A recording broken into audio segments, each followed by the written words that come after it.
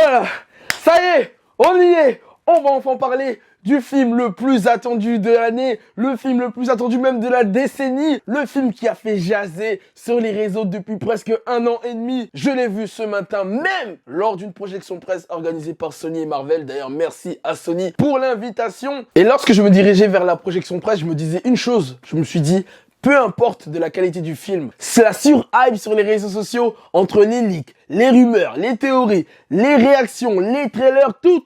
On était trop investis. Je pense que jamais de ma vie j'ai passé autant de moments à débattre sur un sujet sur les réseaux sociaux. Et maintenant, c'est l'heure du verdict. Mais avant, c'est ton Nakama-Winnie en chakra et en vibranium. Bon, je vais donner mon avis sur le film. Bien évidemment, il y aura une partie sans spoiler, je vais être très bref. Et il y aura une partie spoiler, on va revenir bien en détail sur le film. Spider-Man No Way Home. Ah là là, il y a quand même beaucoup de choses à dire.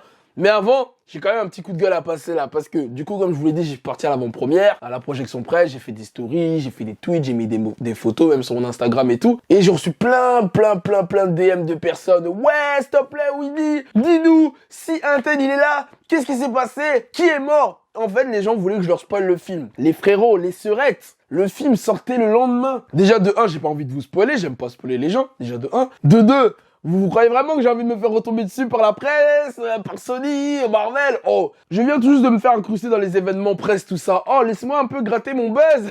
C'est quoi votre délire là? Non, plus sérieusement, moi je comprends pas ce délire. En plus, c'est des gens qui me follow même pas la plupart du temps. Des gens qui ont vu passer mes tweets, mes photos. Déjà, viens follow déjà sur les réseaux sociaux, après on verra. Bon, maintenant pour parler du film sans spoiler. En fait, j'ai même pas besoin de vous hyper non. Je sais que en vrai de vrai, tu vas aller le voir, tu veux savoir si j'ai bien aimé, si j'ai pas aimé le film. Eh ben, franchement, j'ai trouvé le film extraordinaire. C'est le terme. Il n'est pas parfait. En fait, là où je le trouve pas parfait, c'est qu'il y a quand même quelques incohérences scénaristiques, mais j'en parlerai plus dans la partie spoiler. Mais globalement, j'ai passé un très bon moment. Le fanservice est à son high level.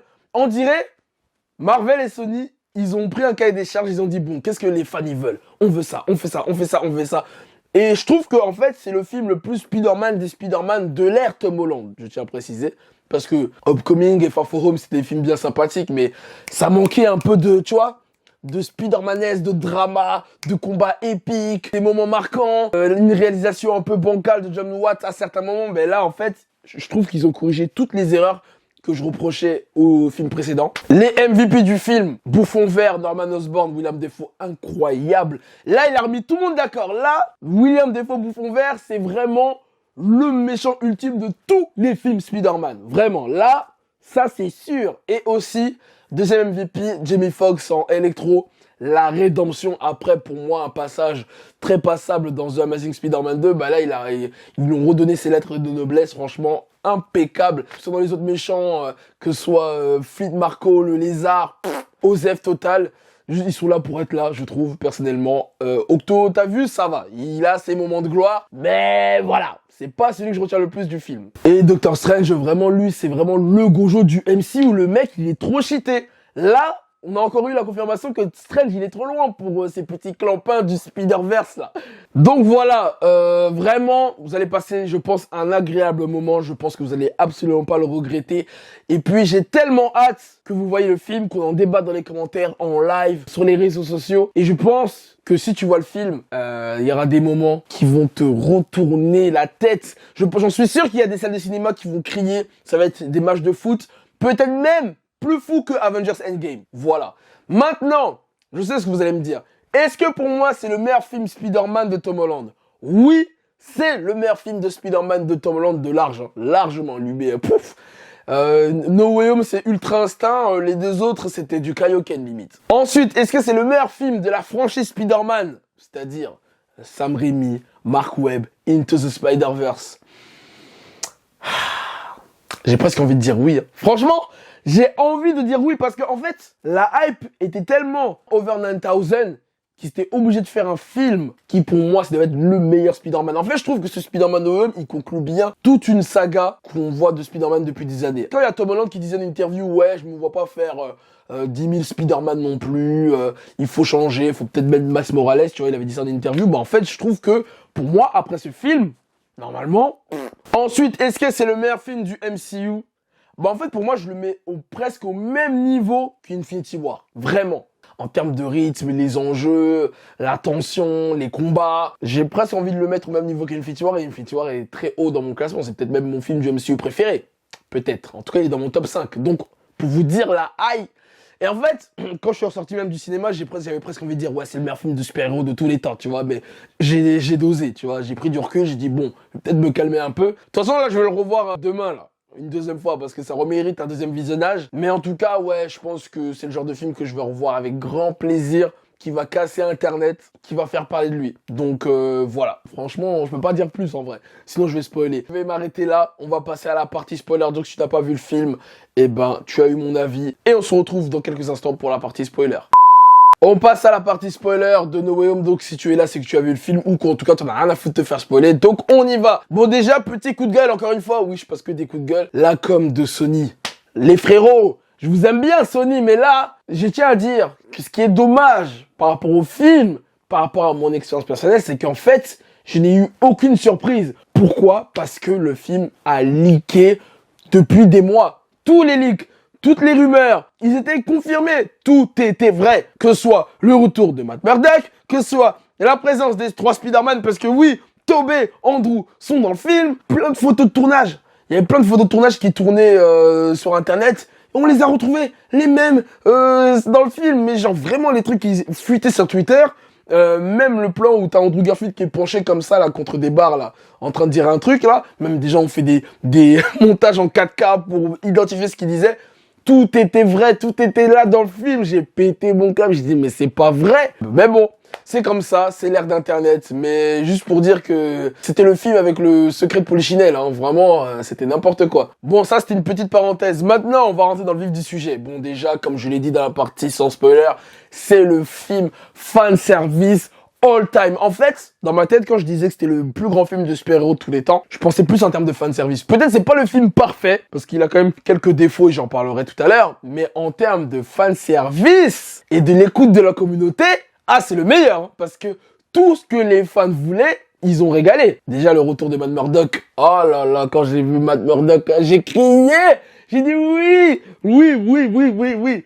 Même s'il apparaît 3 minutes. Mais c'est pas grave, c'était une bonne réintroduction. Voilà, Matt Murdock qui aide Peter dans son affaire, puisqu'il a pas d'avocat, tout ça.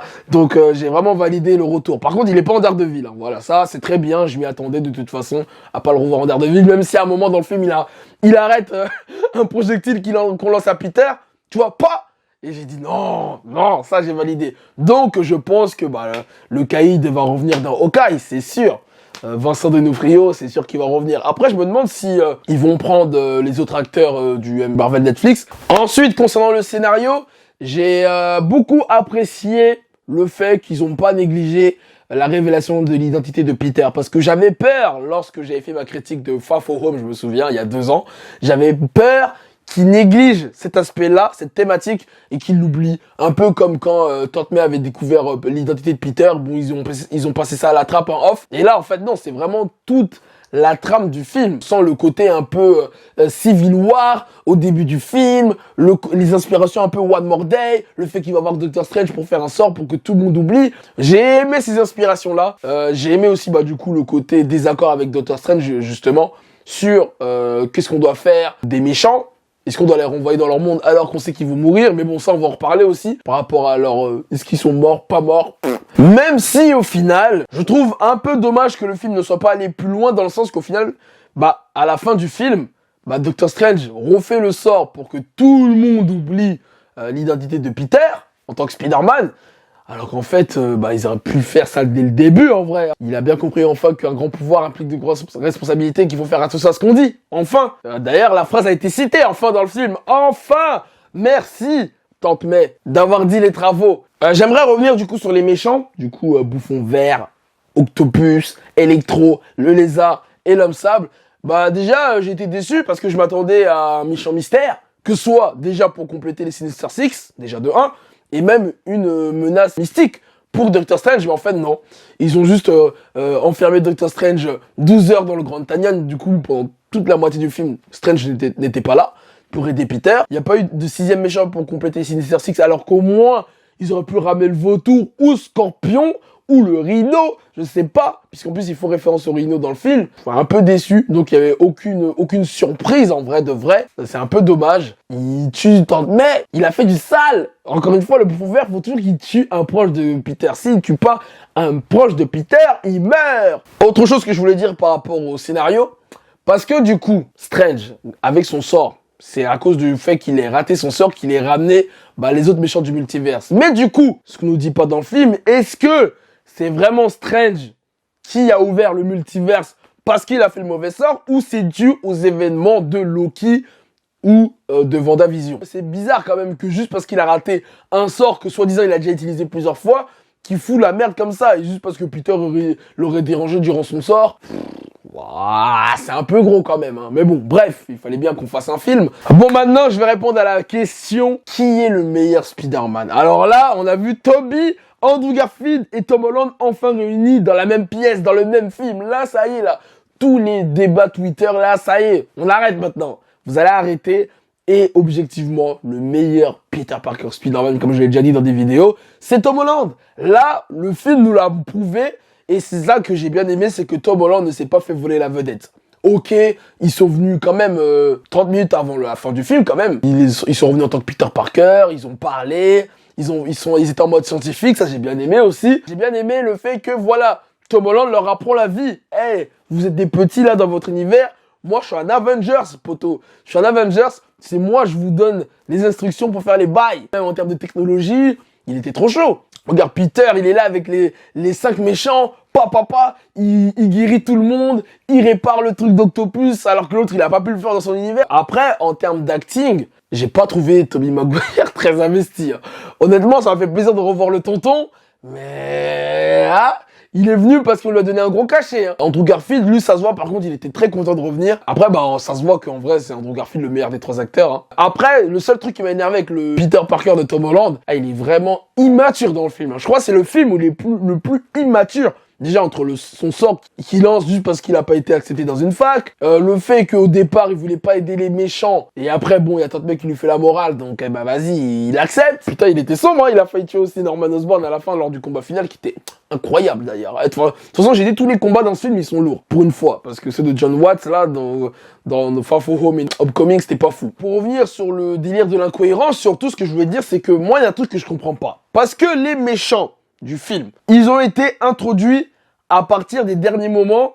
Ça a été cité, par exemple, Octopus, il a été téléporté au moment où il étrangle Peter Parker dans Spider-Man 2. Electro, c'est au moment où il se bat contre Andrew Garfield dans The Amazing Spider-Man 2, tu sais. Ils te disent, donc, théoriquement, Andrew Garfield et Tobey Maguire, leur Peter Parker devrait avoir le même âge. Alors, pourquoi j'ai l'impression qu'ils ont vécu leur vie? En fait, je trouve que la backstory des méchants, à partir du moment où ils étaient emmenés dans la timeline du MCU, et les Spider-Man, elle est pas cohérente du tout.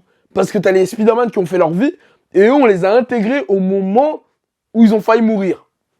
Et ce qui est le plus bizarre, c'est le bouffon vert, en vrai. Mais il est censé être mort, puisque Octopus dit, en le voyant, mais Norman, t'es censé être mort. Donc, est-ce que c'est un Norman qui vient d'un autre univers aussi, tu vois? Ça, c'est pas très clair. Je trouve que c'est un peu bâclé de comment ils ont été intégrés dans la timeline du MCU. Mais bon, voilà, ça c'est moi, je chipote un peu peut-être, mais c'est un peu bizarre. Bref, on va parler maintenant de la fin du film, le reboot. Enfin, donc Strange fait son sort, tout le monde oublie l'identité de Peter Parker. Et du coup, voilà, c'est un nouveau départ pour Spider-Man, puisque Tante May est mort. Plus personne ne sait qui est Spider-Man. Même le Daily Bugle, derrière Daily Bugle, ça me fume. Au début, dans sa chambre, avec son fond vert, arrête, il a un stonks de ouf.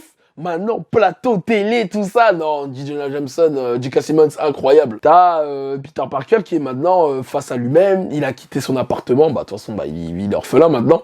Miskin. Et du coup, il se prépare à aller à la fac. Et du coup, c'est un tout nouveau départ. Nouveau costume aussi. Le costume classique, enfin.